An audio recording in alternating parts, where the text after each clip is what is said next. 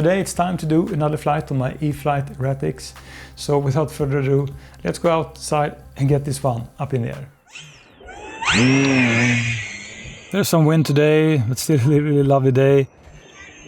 Overcast sky, which is both great and bad for filming. It sure beats a blue sky, but and this plane then it's rather small, so it's easy just to lose orientation with this plane, in my opinion.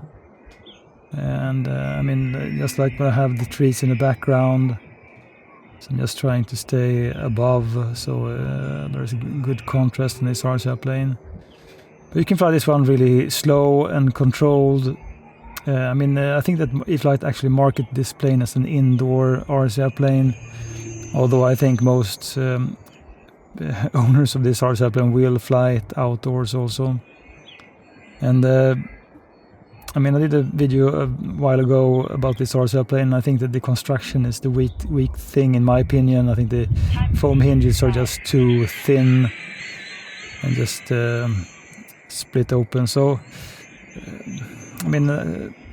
not really a favorite constructed RCR plane, but still a nice experience to fly something else. And this is my first flat foamy, so I'm exploring this one. Not flying super rock steady. Then again, it's windy today. Just trying out a few old maneuvers. So it doesn't take much speed to get this flying, and I have the wind coming from my right side. So I'm just trying to do things facing the wind to help me with this RCR plane. But as long as you just keep on orientation on this RCR plane, I think you will have just a good time, because it's not really difficult to fly. Any RCR plane that can be flown slow and quite controlled is a good RCR plane, in my opinion, when it comes to flying. This one, can just stand still and just heading the wind.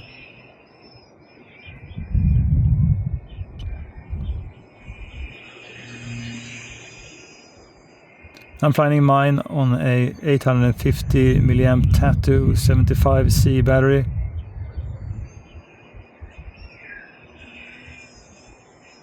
And I have at least 6 minutes of flight time, but I'm not pushing this RCR plane, so I'm not doing any crazy throttle push. I'm just trying to fly this slow. And what I like to do with an aerobatic RCR plane, regardless if it's like this Eratix or my E-Flite Extra 300, I really enjoy to fly them slow,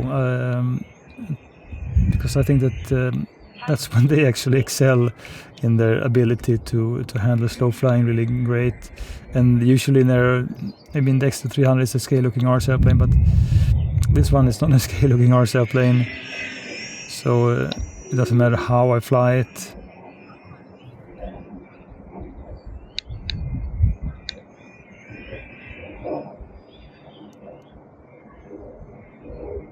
So apart from in my opinion, the weak construction, I think it's a good flying RCR plane. You can just have lots of fun and do sideways surfing like this. It just encourage you to do a little bit of odd things that you don't do with your other RCR planes. Because I'm not really worried if this one would crash. I have so many repairs on mine.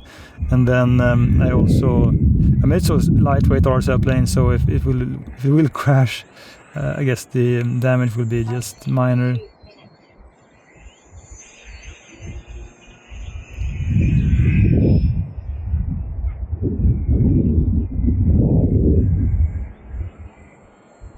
I think this location also is great. I'm up early in the morning, and today, it's not really a sunny day, so not many people on the ice. So you can be more or less by yourself. Just have this vast space. I'm trying to keep the plane really close to the camera, just so you can see it. That's a thing I do more and more often. I just try to fly really close to the camera, so it does influence the way I fly my RCR planes, because as I film them with a really wide angle lens, and I want to have a good video result. I just want to fly in really close, not all the time, but it's just my way of doing things. So I don't have a second camera person and filming me. I'm just doing all of this by myself. Flying, filming, editing, and talking about these things.